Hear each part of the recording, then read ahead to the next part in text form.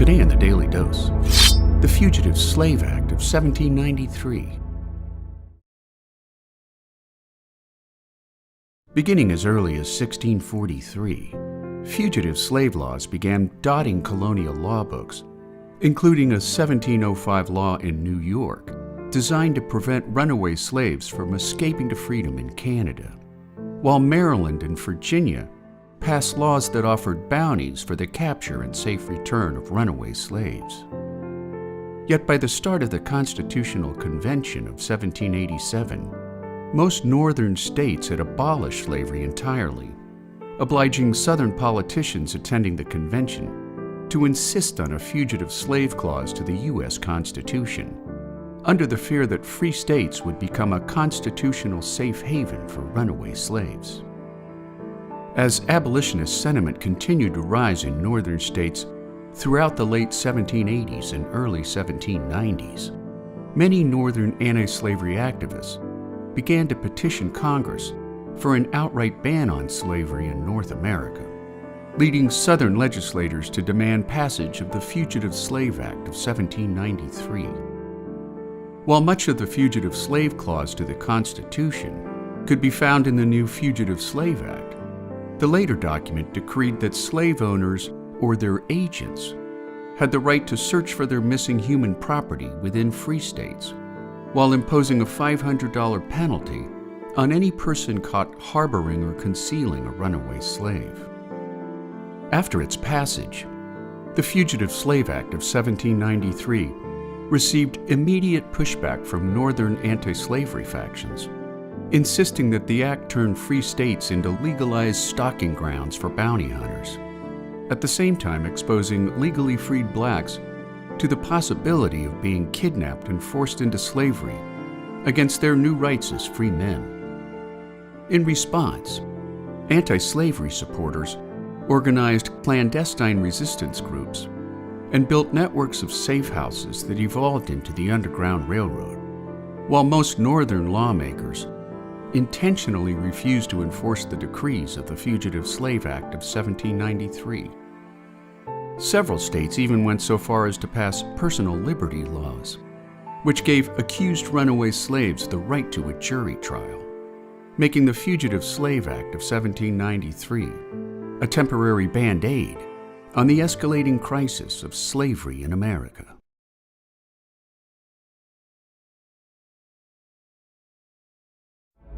Today on the Daily Dose, Sojourner Truth.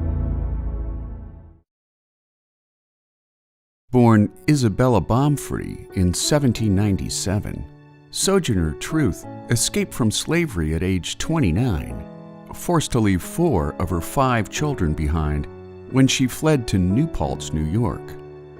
When her previous owner attempted to illegally sell her 5-year-old son Peter, she filed a lawsuit that awarded her custody of her son, making her the first black woman to successfully sue a white man in a U.S. court of law. Committing to preach the Word of God in 1843, she changed her name to Sojourner Truth before joining a Massachusetts abolitionist group in 1844, where she met leading abolitionist figures like Frederick Douglass. Later, at an 1851 Women's Rights Convention in Ohio, Truth spoke powerfully about equal rights for black women, where she purportedly posed the question, "Aren't I a woman?" which has since been challenged by historians as a less than accurate accounting of her words. What isn't in doubt is that many of Truth's speeches moved audiences throughout her life as an evangelical activist, winning her audiences with leading suffragettes such as Elizabeth Cady Stanton and Susan B. Anthony. In tandem with escaped slave and famous activist Harriet Tubman, Truth helped in the recruitment of black soldiers during the Civil War, where she worked at the National Freedmen's Relief Association in Washington, D.C., urging Americans to donate food, clothing, and other supplies to freed black refugees. Her abolitionist activism soon caught the attention of President Abraham Lincoln, who invited her to the White House in October of 1864, where he showed her a Bible given to him by African Americans living in nearby Baltimore. She also displayed her disdain for hypocrisy while in Washington by riding on whites-only streetcars in protest of the segregationist sentiments of the time. 2 years after the end of the Civil War, Truth retired to Battle Creek, Michigan, where several of her daughters lived, passing away at home on November 26, 1883, at the age of 86, although her headstone shows her age to be 105 at the time of her death. Sojourner Truth's life of preaching and civil rights activism can best be summed up in a speech she delivered in 1863 when she said, "Children, who made your skin white? Was it not God? Who made mine black? Was it not the same God? Am I to blame, therefore, because my skin is black? Does not God love colored children as well as white children? And did not the same Savior die to save the one as well as the other?"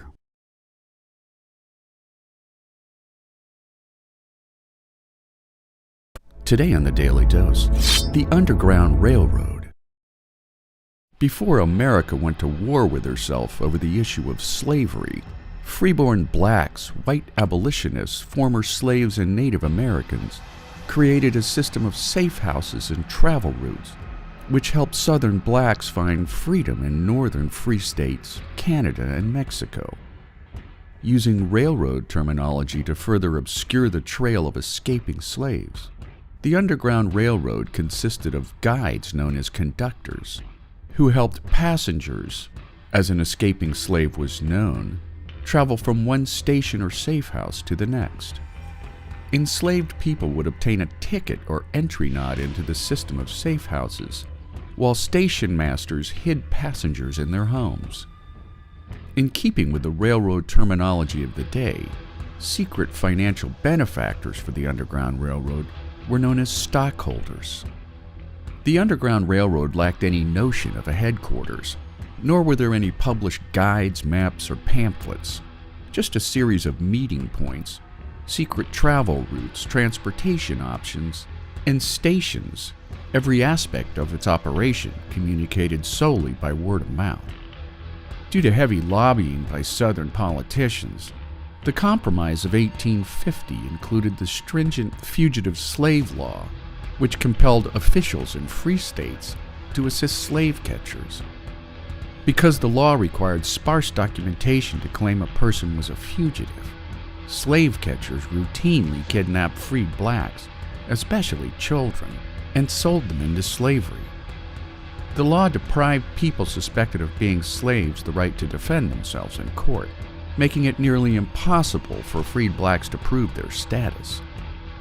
To make matters worse, crooked judges routinely profited from de facto bribes, receiving higher fees for a decision that confirmed a suspect as a runaway slave, and a lesser amount for a ruling that the suspected runaway was indeed a freed person.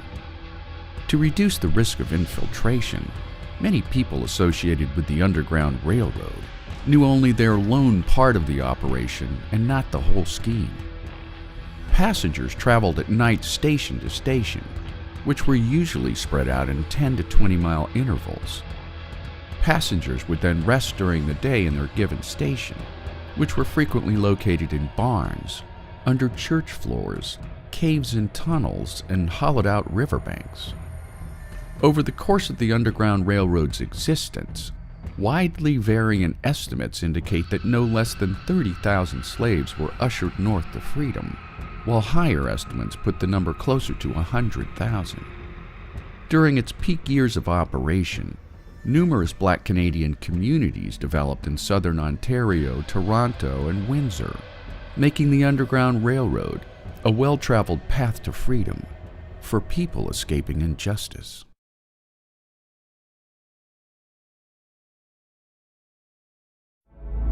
Today on the Daily Dose, Frederick Douglass. Born into slavery in 1818 Talbot County, Maryland, Frederick Douglass was sold repeatedly as a boy and a young man, eventually landing in Baltimore, where housewife Sophia Auld taught him the alphabet. After he taught himself how to read and write, Douglass was sold to brutal slave owner Edward Covey after Douglas was caught teaching reading and writing to other slaves in this city.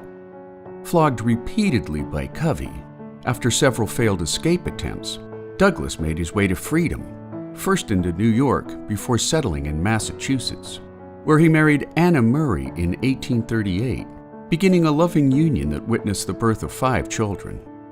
In 1843, Douglas joined the American Anti-Slavery Society's 100 Conventions project, where he spent 6 months in various American cities, delivering speeches on abolition that frequently led to physical assaults against him, including a broken hand in Pendleton, Indiana, that permanently limited the use of his right hand.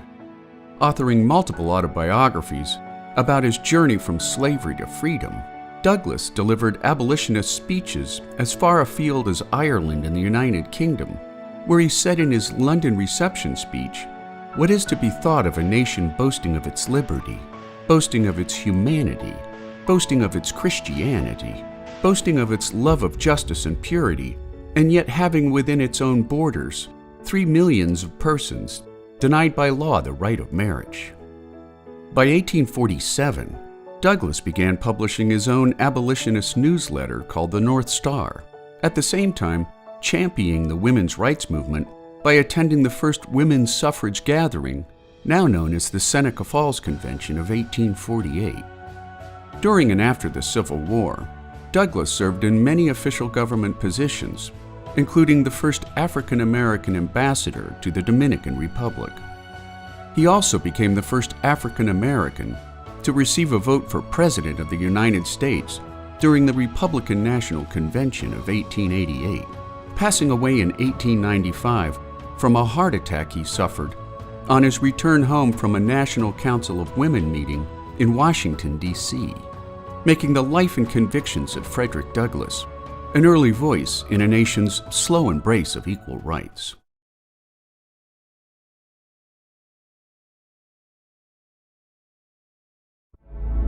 Today in the Daily Dose, the Missouri Compromise. In a young nation already deeply divided over the issue of slavery, when the Missouri Territory first applied for statehood in 1818, the desire by many in the territory to own slaves made it the first state west of the Mississippi River to consider slavery, upsetting an already teetering balance between slave and free states in Congress. During the contentious debate on Capitol Hill, New York Representative James Talmadge proposed an amendment to Missouri's statehood bill that would eventually end slavery in Missouri, which passed in the House of Representatives due to an anti-slavery majority, while the balanced numbers of pro- and anti-slavery legislators in the Senate refused to pass the bill. When the Missouri bill returned to the House for revision, congressional representatives refused to grant Missouri statehood without the Talmadge Amendment.